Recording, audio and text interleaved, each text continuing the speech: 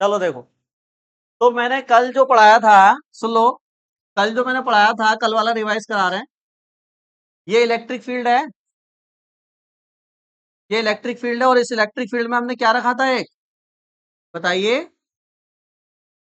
Electric field में हमने एक क्या रखा था? डाइपोल। कल आए थे ना बच्चे सब? ये जो कल नहीं आए थे वो देखो, इलेक्ट्रिक फील्ड में डाइपोल को रख दिया। जैसे ही इलेक्ट्रिक फील्ड में इस डाइपोल को रखा, ये घूम जाता है। ये क्या कर जाता है? और घूम के किधर आ जाता है? अपनी पैरेलल पोजीशन पे। यानी इलेक्ट्रिक फील्ड के कैसा हो जाएगा? ये पैरेलल हो जाएगा। समझाया था नहीं कल?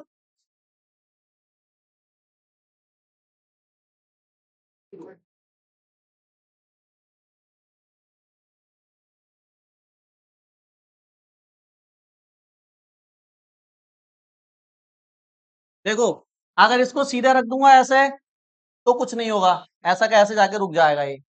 लेकिन अगर इसको मैं ऐसे थोड़ा सा एंगल पर घुमाऊं पहले, और फिर रख दूं इलेक्ट्रिक फील्ड में, तो रखते ही इलेक्ट्रिक फील्ड में इस पे क्या क्या होगा बताओ? ये घूम जाएगा और घूम के वापस अपनी इस पोजीशन में आ जाएगा।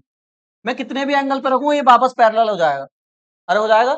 तो क्यों हो रहा है ऐसा? ये क्योंकि जब हम इसको क्या करते हैं बताओ, ऐसे रखते हैं घुमा के, तो दो फोर्स काम करती है। कितनी फोर्स? प्लस वाले पे इधर लगती है फोर्स एफ, और माइनस वाले पे इधर लगती है फोर्स एफ। ये कपल ऑफ फोर्स हो गई। कपल मतलब दो, कपल का मतलब दो होता है। तो ये कपल ऑफ फोर्स से बन जाता है टॉर्क। क्या बन जाता है? टॉर्क। और ये टॉर्क जब इस पर लगेगा, तो ये क्या हो जाएगा? डाइपोल इसमें सीधा हो जाएगा। ठीक है, तो ये टॉर्क कितना लगता है? क्या फॉर्मूला होता है टॉर्क का बताओ? टॉ इक्वल टू कितना था? अरे बोलो। P E sine theta. यही था। यहां पे बताओ पी क्या है? नहीं बोल रहे। पी क्या है? डाइपोल मूवमेंट, यानी द्विध्रुव आघूर्ण। अच्छा बताओगे, पी की यूनिट क्या होती है? पी को किस में नापते हैं हम? बताई थी यूनिट? नहीं बताई थी? पी का फॉर्मूला बताओ क्या होता है? P equal to Q into two L. यहां से यूनिट निकाल सकते हैं ना बहुत आसानी से। क्यू की यूनिट होती है कूलाम। चार्ज को कूलाम में नापते हैं। और ये लेंथ है, लेंथ को किस में नापेंगे? तो पी को कूलाम इंटू मीटर में नापेंगे। इसको सेंटीमीटर में समझना। सी मतलब है कूलाम, और एम मतलब, तो अगर क्वेश्चन में कोई वैल्यू दी है कि 10 कूलाम मीटर, तो वो किसकी वैल्यू है? पी की वैल्यू है वो। ठीक है। दूसरा क्या है? ई। ई क्या होती है बताइए? ई क्या है? इलेक्ट्रिक फील्ड की यूनिट कौन बताएगा? इलेक्ट्रिक फील्ड की यूनिट बताओ, इसकी ई की। ये तो कई बार बताइए, इलेक्ट्रिक फील्ड की यूनिट घर पे जाके पढ़ती हो? सच बताओ, पीछे का जो पढ़ा दिया। पीछे? अरे पीछे का जाके नहीं पढ़ोगे तो फिर तो झाड़ू लगती जाएगी पीछे से। जो 5 दिन पहले पढ़ाया, अगर वो तुम्हें अभी याद नहीं है, इसका मतलब जो गाड़ी है वो गड्ढे में जा रही है। 5 दिन पहले, 6 दिन पहले जो पढ़ाया है, वो तुम्हें अभी याद होना चाहिए। और वो याद कैसे होगा? एक बार के पढ़ने से याद नहीं होता है, उसे बार बार घर पे जाके एक दो बार पढ़ना पड़ेगा। अगले दिन फिर वो तो पढ़ना ही है जो आज पढ़ाया, पीछे का भी पढ़ना है। तीसरे दिन 3 पेज पढ़ने हैं, चौथे दिन 4 पेज पढ़ने हैं। तब पीछे का याद रहेगा, वरना याद नहीं रहता है। बताओ, आप बताओ मनीषा, इलेक्ट्रिक फील्ड की यूनिट नहीं पता? न्यूटन, न्यूटन पर गुलाम। ये कहां से आई? ये वाली यूनिट कहां से बनाई थी पंडित जी? ये वाली यूनिट कौन से फॉर्मूले से आई थी इलेक्ट्रिक फील्ड के? कौन से वाले से? हद कर दी बिल्कुल ही यार। बनाइयो जरा। मतलब सभी ऐसे हैं क्या? बनाइयो। इससे गुलाम कहाँ है? और तो ये न्यूटन कहाँ है? न्यूटन कौन सा है इसमें? दिखाइए मुझे, कहाँ पे है न्यूटन? ये यूनिट बनाई थी मैंने E बराबर एफ अपॉन क्यू से। ये फॉर्मूला ही नहीं पढ़ाया तुमने। यहाँ पे फोर्स की वैल्यू रखोगे तब क्यू से क्यू कटेगा, तभी तो ये आएगा। ये फॉर्मूला आया कहाँ से था? ये फॉर्मूला आया कहाँ से था? देखो, लग गई झाड़ू। मैं तो कह रहा हूँ लगी जाएगी। तो इसको पीछे का पूरा पढ़ना पड़ेगा। एक एक पॉइंट से क्वेश्चन बनता है, एक एक पॉइंट से बता रहा हूं मैं। तो इलेक्ट्रिक फील्ड की यूनिट न्यूटन पर कूलाम में रहेगी। अगर कोई वैल्यू न्यूटन पर कूलाम में दी हुई है, इसका मतलब वो किसकी वैल्यू है? ई की। और कूलाम मीटर में दी है तो किसकी है?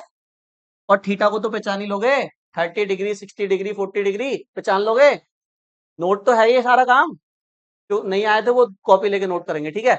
क्वेश्चन करके करते हैं, जरा देखो, जरा इधर करिए। इस क्वेश्चन को पहले नोट करो और फिर ट्राई करेंगे इस क्वेश्चन को। 5 मिनट में हो जाए, 5 मिनट भी नहीं लगेंगे, 2 मिनट में हो जाएगा, जल्दी करो। हो गया? तो देखिए, बहुत ही आसान क्वेश्चन एनसीईआरटी का है ये। सबसे पहले गिवन दैट लिखिए, क्या क्या दिया हुआ है, पढ़िए क्वेश्चन। कह रहा है 4 × 10⁻⁹ कूलाम मीटर, तो अभी बताया था कूलाम मीटर में डाइपोल मूवमेंट होता है, तो पी दे रखा है 4 × 10⁻⁹ कूलाम मीटर। बोल भी दिया आगे, द्विध्रुव आघूर्ण का कोई वैद्युत द्विध्रुव 5 × 10⁴ न्यूटन पर कूलाम इलेक्ट्रिक फील्ड होगी।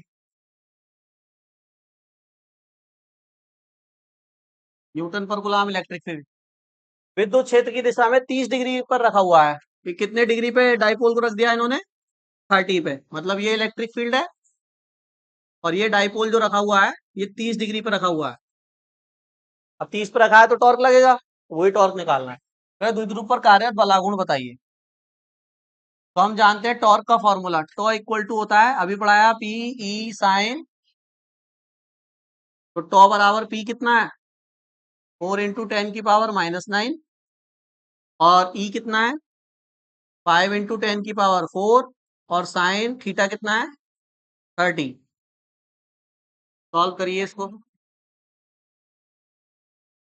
देखिए 4 5 जा कितना हो जाएगा ये, और 9 में से 4 गया कितना है, -5, और साइन 30 1/2, 2 से ये कटा 10 बार में, तो 10 × 10⁻⁻5, ये आंसर ठीक है। या इसको 10⁻⁻4 भी लिख सकते हैं, 1 है ना, तो 1 में से 5 गया 4 न्यूटन मीटर। सही आया आपका आंसर। इजी क्वेश्चन है तो हो जाएगा, है ना। नोट करो जल्दी, इस तरह क्या है। अब जो 9 वाला क्रॉप किया था उसको भी कर लेते हैं ट्राई। देखो नेक्स्ट क्वेश्चन, जो रह जाएंगे ना आप टिक करते रहना, जो मैंने करा दिए हैं, जो रह जाएंगे एनसीईआरटी के बाद में करेंगे हम, ठीक है। कितने क्वेश्चन है इसमें, कितने हैं, 23, ठीक है, सब करा देंगे, ठीक है। इधर देखो बोर्ड पे, क्या बोल रहे हैं, क्वेश्चन कुछ समझ में आ रहा है। कह रहे हैं कि किसी निकाय, निकाय होता है सिस्टम, जिसमें एक से ज्यादा चार्ज होते हैं उसको सिस्टम बोलते हैं, निकाय बोलते हैं। किसी निकाय में देखो दो आवेश है ना, कितने कितने, एक क्यू ए है और एक क्यू बी है, क्यू ए और क्यू बी, उनकी वैल्यू दी हुई है। अच्छा, एक पॉजिटिव और एक कैसा है, ठीक है वो बाद में देखते हैं। क्रम से दो बिंदु, अब इनकी लोकेशन बताइए कि ये चार्ज रखे कहाँ है, और देखो लोकेशन कैसे बताइए, इसको जानते हो आप, ये क्या होता है, इनको निर्देशांक कहते हैं, कोऑर्डिनेट। ये आपको एक्सिस में बताया गया है कि पॉइंट कहां पर है।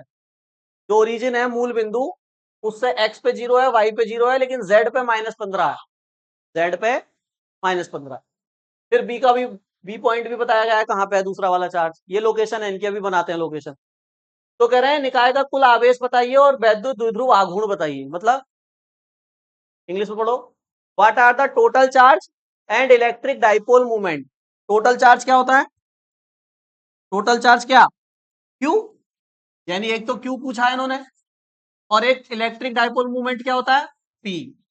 दो चीजें पूछी हैं, टोटल क्यू पूछा है और पी पूछा है। अब तुम कहोगे भैया क्यू तो दिया है, टोटल पूछा उसने, क्या पूछा है, हमें अलग अलग दिए है ना, तो इनका टोटल करके बताना है बस, पहला पॉइंट तो। और दूसरे पॉइंट में पी बताना है। पी का फॉर्मूला Q × 2L होता है, बहुत आसानी से हो जाएगा, जब क्यू पता चल जाएगा तो पी भी पता चल जाएगा। चलो देखो, मुझे बताओ, जो QA चार्ज है वो कहां पे रखा हुआ है, ए पॉइंट पे, और ए पॉइंट के कोऑर्डिनेट क्या है, 0, 0, -15 सेंटीमीटर। आपको पता है पहली वाली वैल्यू एक्स एक्सिस की होती है, दूसरी वाली वाई की होती है, तीसरी वाली जेड एक्सिस की होती है, तो पढ़ा होगा ना, जो बायो वाले हैं उन्होंने भी 10th में ग्राफ तो पढ़े होंगे ना। तो ये एक्स वाई जेड की वैल्यू होती है, आपको पता है। और जो दूसरा वाला चार्ज है वो किस पर दिया हुआ है, बी पॉइंट पर, और उसकी भी लोकेशन क्या बताई गई है, देखो 0, 0, +15। ये भी एक्स पे 0 है, वाई पे 0 और जेड पे 15 है। मतलब कुल मिला के जो चार्ज है वो जेड एक्सिस पर ही रखे हुए हैं, देखो जेड पे तो चार्ज है, तो अगर मैं यहाँ पर एक्सिस बनाऊं, अगर मैं यहाँ एक्सिस बनाऊं तो कौन सी एक्सिस पर चार्ज मिलेंगे मुझे जेड पे? मान लेते हैं ये जो एक्सिस बनाई है ये जेड एक्सिस है, कौन सी है?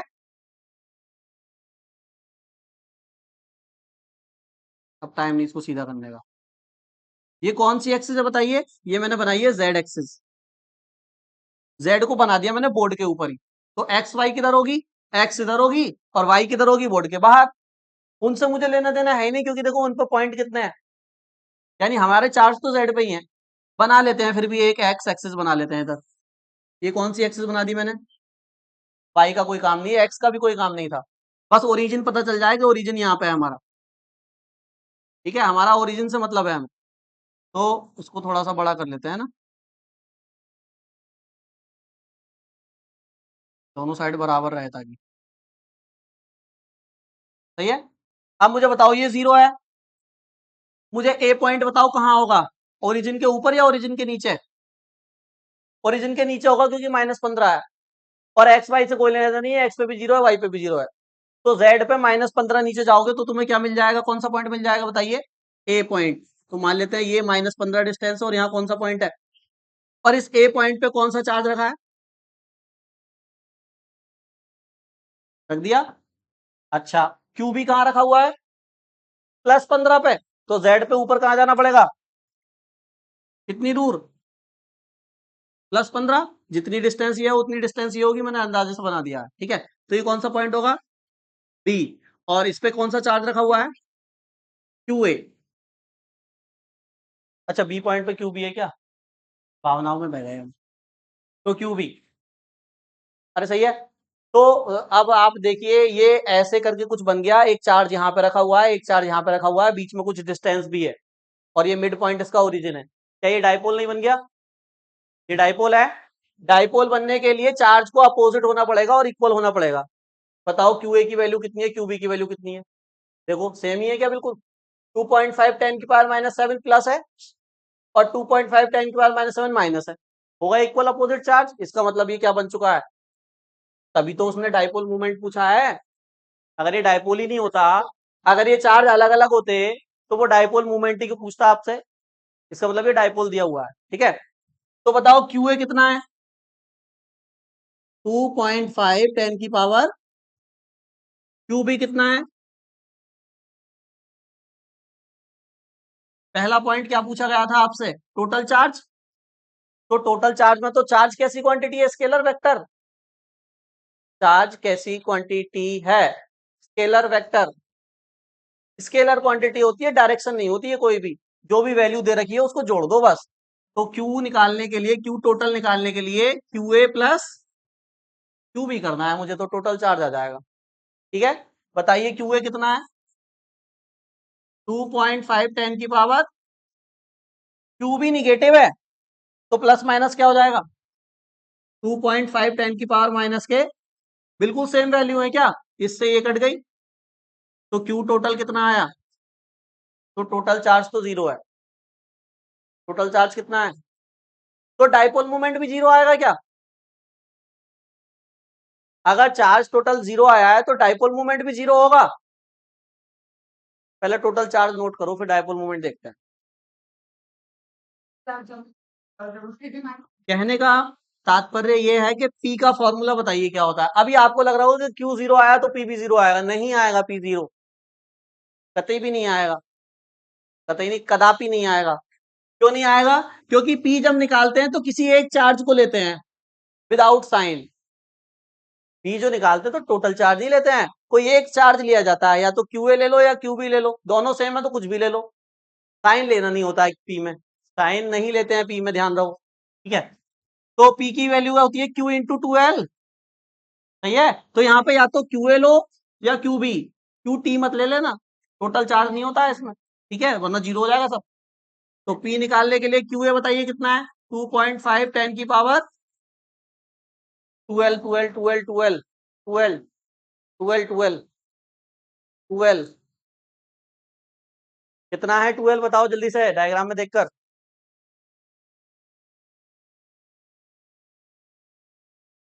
15 है। आप बताओ नंदनी। 2L की वैल्यू, 2L होता क्या है, दोनों चार्ज के बीच का डिस्टेंस। कितना डिस्टेंस है दोनों चार्ज के बीच? तो टोटल 30 हुआ ना। ये 15 है और ये 15 है, तो 15 15 50 होते हैं क्या? 15 15 30 ही तो होते हैं, तो टोटल कितना डिस्टेंस है? 30। तो बताइए, मल्टीप्लाई कर लीजिए। 25 3 जा 75, जीरो ऐसे ही एक नंबर के बाद पॉइंट। तो पी आया आपका 75 इंटू 10 की पावर माइनस का 7।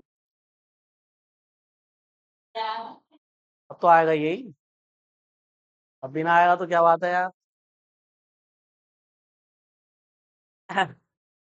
तो वही तो। हाँ, 2 नंबर में 2 पॉइंट है तो 2 नंबर तो बनते हैं पंडित जी इसके। 2 पॉइंट है तो 2 नंबर तो बनते हैं। सही है। अब सुन लो, सुन लो, सुन लो, सुन लो, सुन लो। चैप्टर 1 का फर्स्ट पार्ट कंप्लीट हो गया है। मैंने बताया था चैप्टर 1 2 पार्ट में है हमारा। हाँ। किस वाले को? ओ ओ ओ ओ।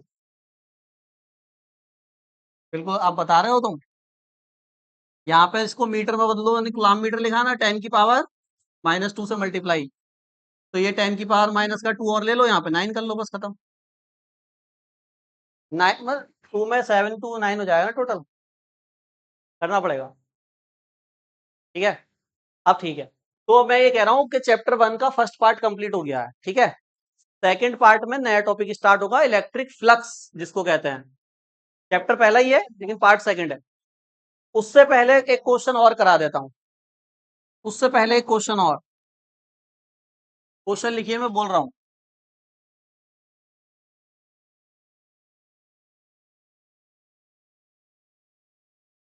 देखिए,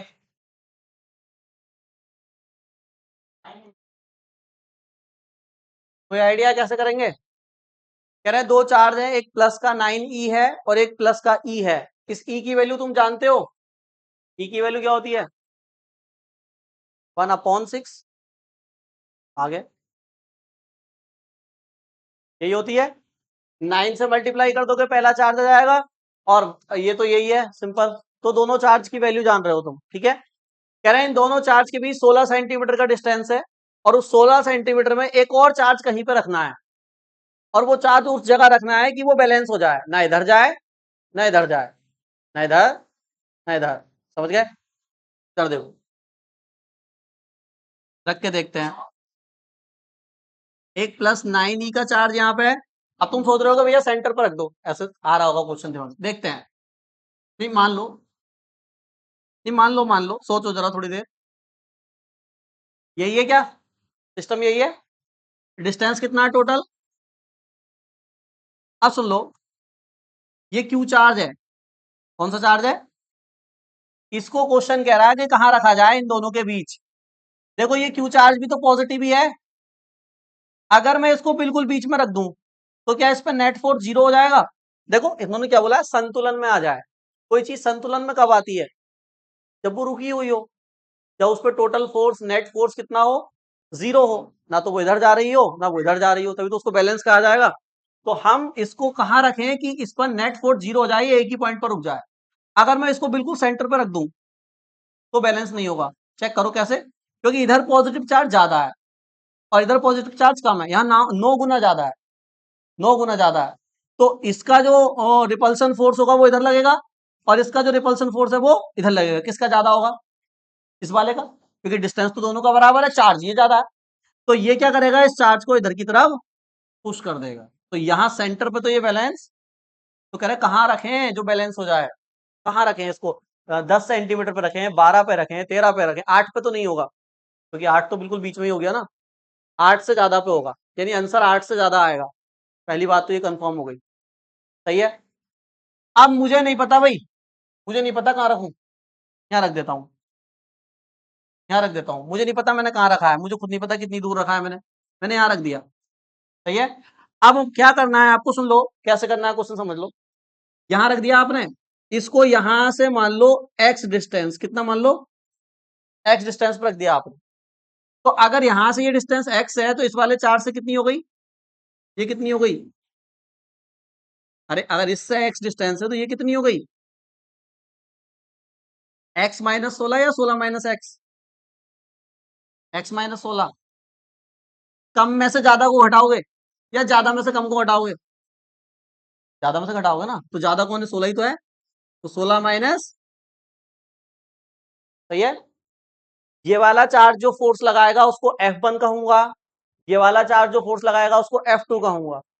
अब ये जो x डिस्टेंस पे पॉइंट रखा है ये माना जाएगा कि बैलेंस है, तो ये बैलेंस है ना, तो F1 और F2 दोनों फोर्स क्या होंगे, बराबर, क्योंकि तुमने मान के रखा है ना इस पॉइंट पे, तो F1 और F2 दोनों क्या हो जाएंगे, जैसे ही F1 F2 को बराबर रखोगे x की वैल्यू आ जाएगी।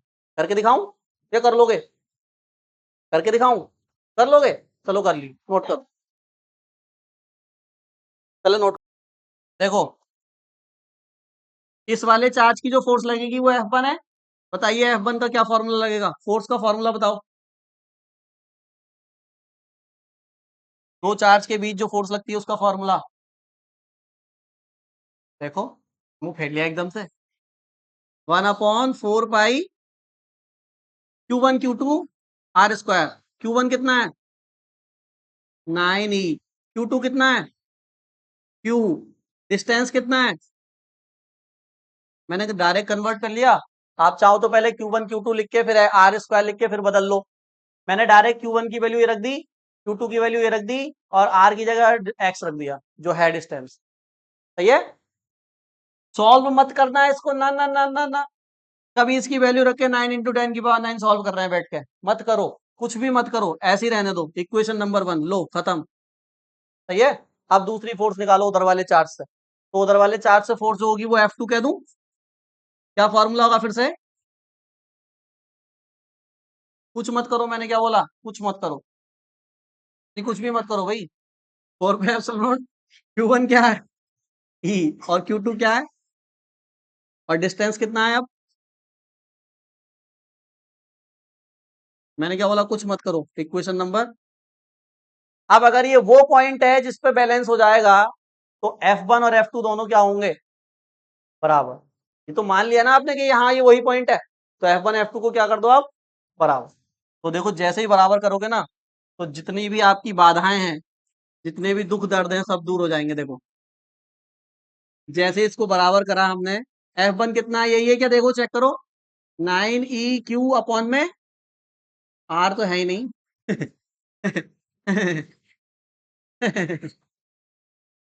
और F2 क्या है,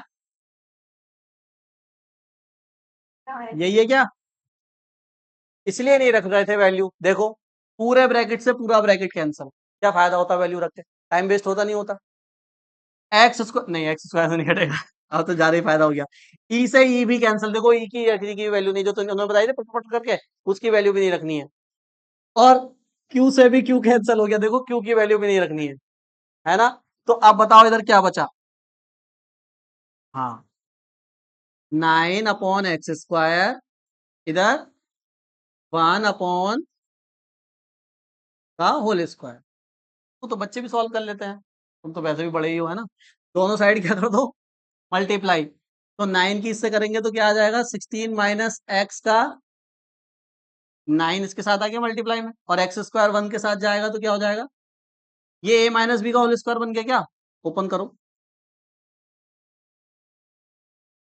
करिए, a का स्क्वायर मतलब 16 का स्क्वायर 256, अच्छा, माइनस b का स्क्वायर मतलब, माइनस नहीं सॉरी प्लस होता है ना, फिर होता है माइनस, तो 16 दूनी